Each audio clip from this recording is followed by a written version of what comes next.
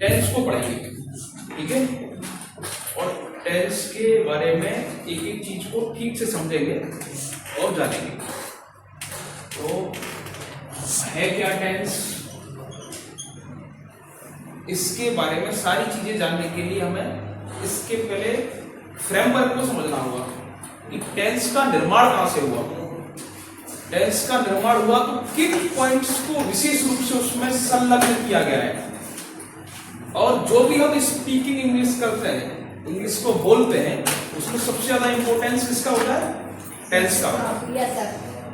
तो जो टेंस है इसके पूरे फ्रेमवर्क को किन चीजों से मिलकर बना है उसको समझने वाले हैं, बिल्कुल बेसिक से समझेंगे, बिल्कुल जीरो से समझेंगे, और इसमें किन चीजों का बहुत महत्व है और किन चीजों पर अधिक ध्यान देना चाहिए उन बातों को समझने वाले हैं, ठीक है। सब लोग इधर ही ध्यान देंगे। टेंस हमेशा दो चीजों से मिलकर इसका निर्माण हुआ है। टेंस में केवल और केवल दो चीजें ही देखने को मिलती है। एक, आप जब भी इसको देखेंगे तो इसमें टाइम आपको देखने को मिलेगा, ठीक है, और दूसरा नंबर इसमें आपके लिए वर्क। अर्थात हम कह सकते हैं कि टाइम का जो निर्माण, टेंस का जो निर्माण है वो दो चीजों से मिलकर होता है, टाइम और वर्क। तो हम इसका एक फॉर्मूला दे सकते हैं कि वही tense equal to time plus work. ये फॉर्मूला कहीं भी बुक में कहीं भी किसी के द्वारा बताने वाला विषय नहीं है, ये एक समझने का प्रारूप है। क्योंकि टेंस जो है उसमें टाइम और वर्क का मेंशन है, combination of time and work. हम इसके बारे में बता सकते हैं कि टेंस है क्या, तो this is combination of time and TW, that is clear. अब हमें इसके बारे में पता करना है कि भाई टाइम क्या है, टाइम को कितनी जगह क्लासिफिकेशन कर सकते हैं, टाइम को कितनी जगह बांट सकते हैं। एक तो टाइम के बारे में भी सही हो गया, दूसरा वर्क के बारे में कि वर्क का क्या क्लासिफिकेशन है, क्या वर्क एक प्रकार का ही होता है। तो एक एक चीज को इसको समझने वाले हैं। तो जो टाइम है इसको हमने बड़े स्तर पर जब बांटा तो इसको तीन जगह पर बांटा गया। कितनी जगह पर? तीन जगह पर बांटा। एक तो समय वह है जो भी वर्तमान समय में चल रहा है, दैट इज कॉल्ड प्रेजेंट। एक समय वह है जिसको हम जी रहे हैं, जीवन यापन के अंदर अभी जो हम वर्तमान में इसको पढ़ रहे हैं, तो ये कौन सा टाइम हो गया? प्रेजेंट। अब एक समय प्रेजेंट में देखा गया, फिर एक समय क्या देखा कि भाई जो समय निकल गया है पहले उसको नाम दिया कि भाई एक समय हो गया हमारा पास्ट, दैट इज क्लियर। एक समय वह है जो चल रहा है, इसको प्रेजेंट नाम दिया, और एक समय वह है जो निकल गया, बीत गया, वो हो गया पास्ट। फिर एक और बात कही कि भाई एक समय ऐसा है जो आगे आने वाला है, उसको नाम दे दिया फ्यूचर। तो हमने देखा कि टाइम को बड़े स्तर पर तीन जगह बांट सकते हैं। एक समय वो है जो चल रहा है, जिसको प्रेजेंट बोलेंगे, एक समय वह है जो निकल गया, उसे पास्ट बोलेंगे, एक समय वह है जो आगे आएगा, उसे फ्यूचर बोलेंगे। That is clear.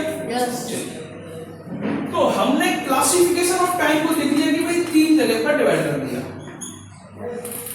अब ऐसे ही हमको वर्क को भी डिवाइड करना है। कितनी जगह वर्क को डिवाइड कर सकते हैं, किन प्रारूप में कार्य को किया जाता है, टेंस आधारित किन वाक्यों को प्रयोग वर्क के माध्यम से हम आगे बढ़ाते हुए करेंगे। तो वही वर्क का क्लासिफिकेशन किया। तो टाइम का क्लासिफिकेशन कितनी बार किया है? 3 बार, 3 जगह क्लासिफिकेशन किया। अब वर्क का कितनी जगह करना है? इसका करना है 4 बार। एक वर्ग वह है जिसका कोई डेफिनेट फॉर्मेशन नहीं है, अर्थात ऐसा कार्य जो इंडेफिनेट टाइम्स चलेगा, अर्थात ऐसा कार्य जिसका कोई भी अंत ना हो, अनिश्चित समय तक चलने वाला। अब ऐसा कौन सा कार्य जो अनिश्चित समय तक चलेगा? तो इसमें आने वाली हमारी हैबिट्स जो है, हमारी आदतें, हमारे हैबिचुअल एक्शंस, वो कैसे चलती है? वो अनिश्चित समय तक चलने वाली है। लाइक अगर आप की बात की जाए, आपके हैबिट में क्या है, हैबिचुअल एक्शंस क्या है? आप सुबह डेली उठते हैं, सुबह उठना, आप रोजाना स्नान करते हैं, तो वह स्नान करता है, तो डेली करना होता है। ऐसे तो कोई 2-4 साल से नहीं कर रहा हो, कोई डेली कर रहा है। वह सोनू भोजन खाता है, करता है, तो सोनू भोजन करता है, तो इसका मतलब क्या है? तो सोनू ऐसा तो नहीं कुछ समय से बंद कर रखा हो, उसका डेली का हैबिचुअल एक्शन में है कि भोजन करना निश्चित है। और निश्चित क्या है कि वो अनिश्चित समय तक करेगा, जब तक वो जीवन यापन करेगा तब तक भोजन करेगा।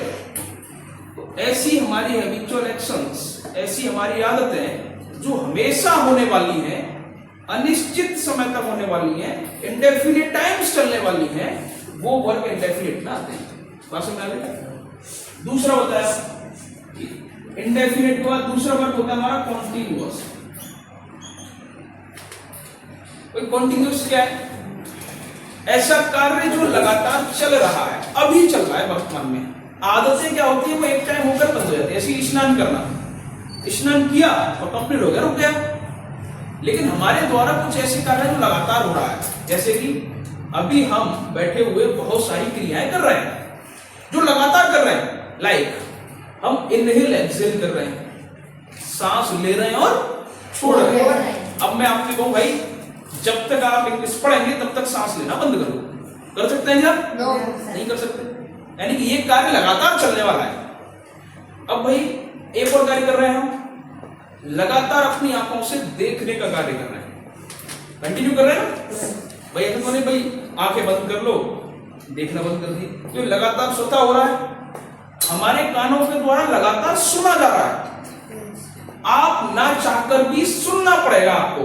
ऐसा तो भाई कान जो है घर पर रहे भाई, आज नहीं सुन पाएंगे, ऐसा बंद कर ले, ना चाहकर भी आपको सुनना पड़ेगा। आपके अंदर आपके जो लंग्स हैं वो काम कर रहे हैं, आपका हार्ट है वो लगातार पंपिंग कर रहा है। अगर हर्ट गए, भाई इतने साल हो गए मुझे पंपिंग करते हुए, 2-4 दिन आराम से रेस्ट करना है मुझे, फिर पंपिंग करना। आप जी पाएंगे क्या? नहीं जी पाएंगे। तो ऐसे कुछ कार्य हैं जो कंटिन्यू चलने वाले हैं, उनको कार्य को नाम दिया गया कॉन्टिन्यूअस वर्क। ठीक है, अब भाई सुनिए, एक वर्क अगला जो दिया उसको नाम दिया गया परफेक्ट। परफेक्ट का अर्थ क्या है? ऐसा वर्क जिसका कंप्लीशन हो गया है, कंप्लीट हो गया है। परफेक्ट माने पूर्ण हो गया है। ऐसा कार्य जो हमारे द्वारा पूरा किया जा चुका है, उसे हम परफेक्ट नाम देते हैं। जैसे कि वह घर पहुंच चुका है, हमने खाना खा लिया है, तुमने किताब पढ़ ली है ना। ऐसे जो कार्य जिसमें एक प्रकार से अवधारणा उत्पन्न होती है कि वह कार्य कैसा हो गया? कंप्लीट हो गया, परफेक्ट हो गया। अब एक कार्य कैसा है उसके बारे में बताया कि भाई एक कार्य ऐसा है कि कंप्लीट भी हो गया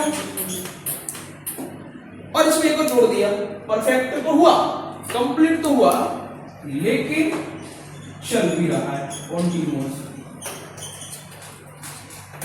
एक कार्य ऐसा होता है कि जो कंप्लीट भी हो गया और चल भी रहा है।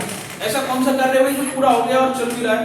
तो उसमें उन्होंने बताया कि जो कार्य, जैसे कि अगर मैं आपसे कहूं कि आप हमारे यहां पर पिछले 2 महीने से इंग्लिश पढ़ रहे हैं, तो इसमें एक कार्य कौन सा पूरा हुआ? 2 महीना, 2 मंथ इज कंप्लीट। ये वर्क कैसा हो गया? कंप्लीट हो गया। और अभी भी पढ़ रहे हैं तो ये चल भी रहा है। तो कार्य में बताया गया कि जो परफेक्ट हो गया वो समय पूरा हो गया और आगे भी आप अध्ययन कर रहे हैं। यहां पर इसने इंडिकेट किया कि ये कार्य पूरा भी हो चुका है इसमें और एक कार्य चल भी रहा है। इसमें टाइम का यूज होता है और सिंस 4 का प्रयोग होता है टेंस में। आगे हम इसके बारे में डिस्कस भी करेंगे। अब देखिए यहां से एक बहुत अच्छा फॉर्मेट आपको देखने को मिलेगा। हमने टेंस को दो जगह डिवाइड किया कि ये टाइम और वर्क से मिलकर बनता है, और फिर कहा कि टाइम 3 प्रकार का है, प्रेजेंट, पास्ट और फ्यूचर। फिर हमने कहा कि वर्क 4 प्रकार का है, indefinite, continuous, perfect, continuous. That is clear? Yes sir. अब हमको क्या करना है कि एक एक टाइम को चारों वर्क के साथ कॉम्बिनेट करना है, जोड़ना है, addition of the time and work. लेकिन करेंगे क्या? प्रेजेंट को चारों वर्ग के साथ जब जोड़ेंगे तो हमारे लिए एक अलग प्रकार का टेंस का निर्माण हो जाएगा।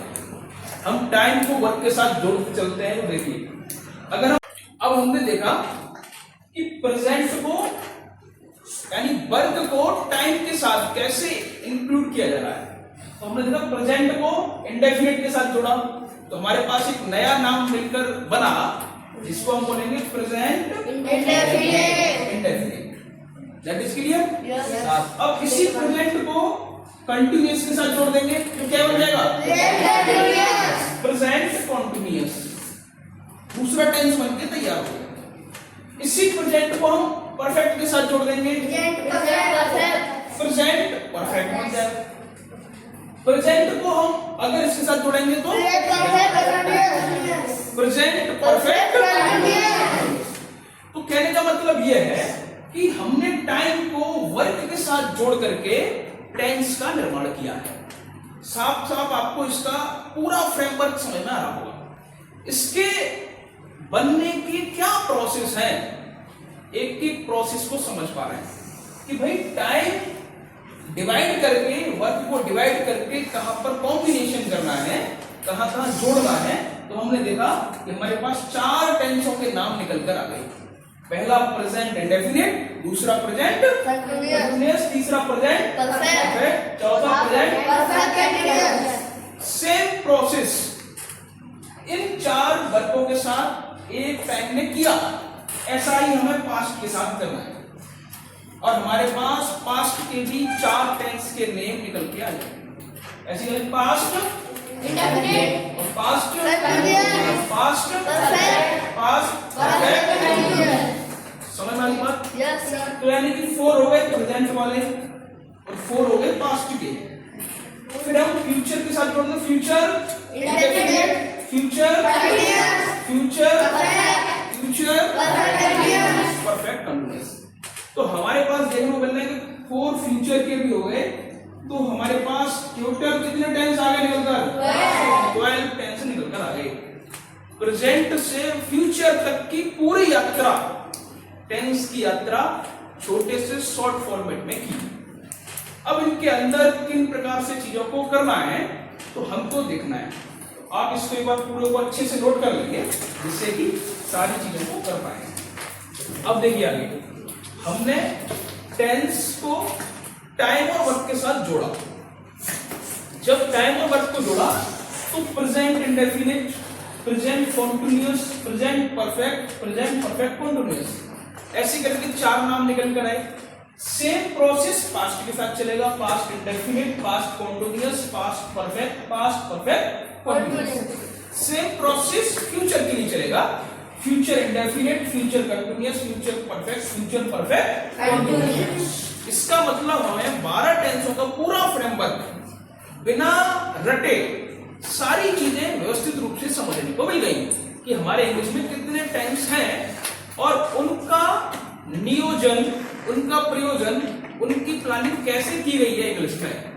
तो हमने उसके पूरे एक ऑपरेशनल सिस्टम को समझ लिया, उसकी स्टार्टिंग पॉइंट को समझ लिया। अब हम एक एक टेंस को व्यवस्थित रूप से देखेंगे कि भाई है क्या। तो प्रेजेंट इंडेफिनिट में सबसे पहले हम बात करेंगे फर्स्ट टेंस पर। प्रेजेंट इंडेफिनिट यानी वर्तमान समय में कौन से ऐसे कार्य हैं जो अनिश्चित समय तक चलने वाले हैं, अभी भी कर रहे हैं हम और आगे भी चलने वाले हैं। तो हम लोग क्या करते हैं, इसकी परिभाषा हमने कई बार बुक में देखी होगी, अपने अध्यापक से सुनी होगी और किताबों में पढ़ी होगी। कि भाई जिन वाक्यों के अंत में ता है, ती है, ते है आदि शब्द आते हैं उन्हें प्रेजेंट इंडेफिनिट टेंस कहते हैं। अब भाई ये तो एक भाषा आधारित परिभाषा हो गई, दैट इज नॉट फैक्टेबल डेफिनेशन। ये परिभाषित परिभाषा नहीं है, ये सैद्धांतिक परिभाषा नहीं है। क्यों नहीं है? क्योंकि जैसे कि मैंने बोला कि मैं जाता हूं,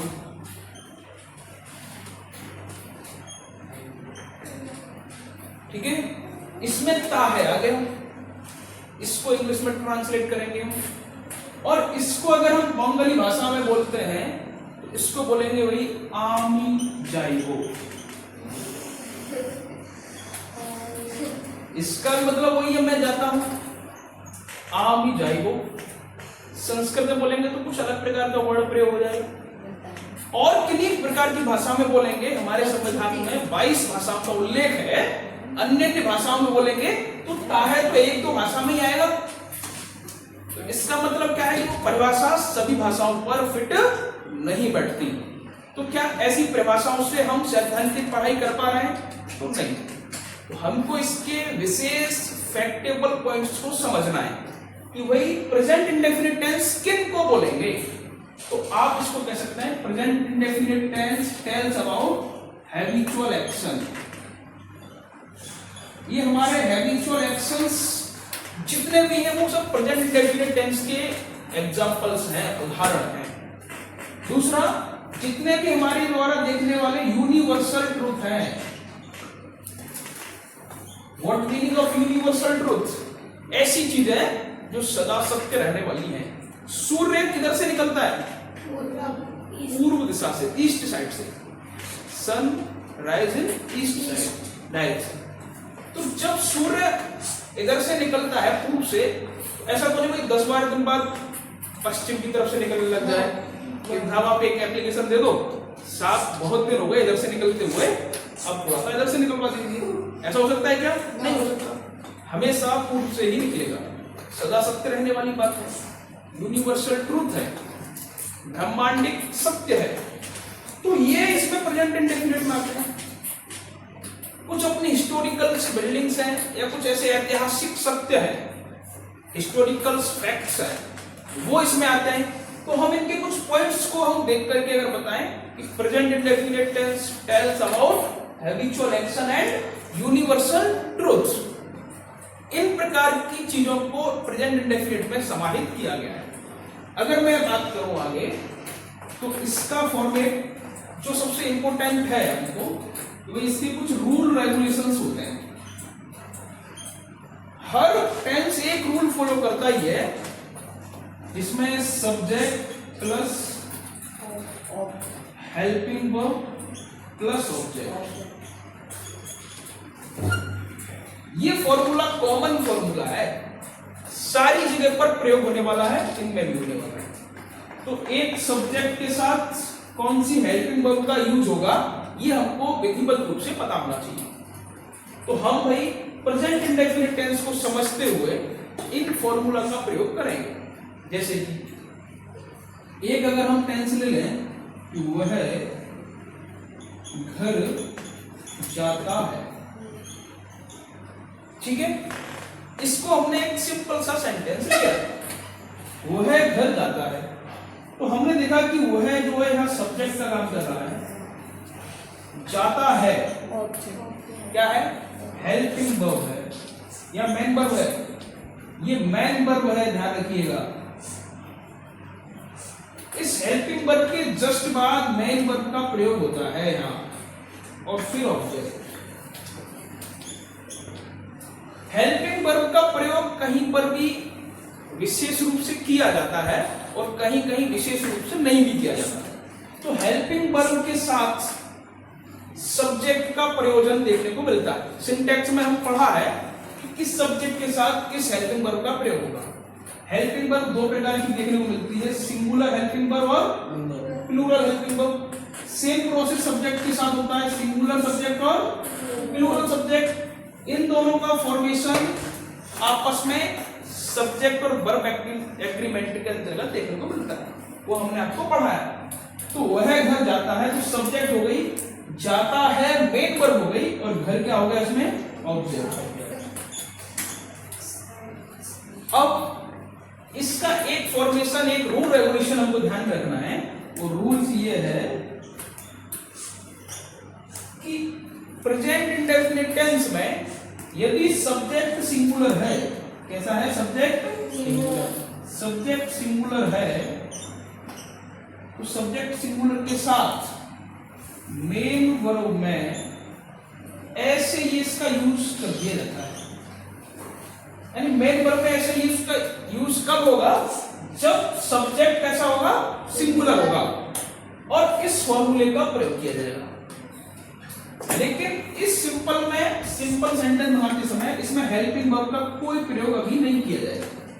तो हमें केवल 3 चीजों पर ध्यान देना, subject plus main verb plus object, simple सा इतना। तो वही हम बनाते हैं। तो सबसे पहले सब्जेक्ट क्या है हमारे पास, वह को ट्रांसलेट इनटू इंग्लिश, क्या इंग्लिश है इसकी, वह की ही है। अब यहां पर इसको देखना है कि ही जो है वो सिंगुलर है या प्लूरल है, दैट इज सिंगुलर है। अब हमारे लिए ही का प्रयोग होते ही अगला मेन वर्ब का प्रयोग करना है। मेन वर्ब हमारे पास क्या है, जाता है, तो जाना की स्पेलिंग क्या होती है, गो। हमने अभी एक रूल देखा कि सब्जेक्ट सिंगुलर है तो इसकी मेन वर्ब में क्या जोड़ देंगे, एस या ई एस जोड़ देंगे। तो गो में ई एस जोड़ने पर ये क्या हो जाएगा, गोस। और इसमें टू प्रीपोजिशन का यूज करके और ऑब्जेक्ट का प्रयोग करेंगे। लास्ट में क्या लगाना है, ऑब्जेक्ट। ऑब्जेक्ट क्या है, घर, तो घर की क्या लगा देंगे, फुल स्टॉप लगाकर, दैट इज कंप्लीट सेंटेंस। तो हमने देखा ही गोस टू होम, वह घर जाता है, subject plus main verb plus object, ये पूरा फॉर्मेशन प्रेजेंट इंडेफिनिट टेंस का पॉजिटिव सेंटेंस बनकर निकल के आ गया। ये सब कुछ समझ में आ गया। इसको नोट कर लेंगे जो आपके लिए पॉइंट्स इसके दिख रहे हैं।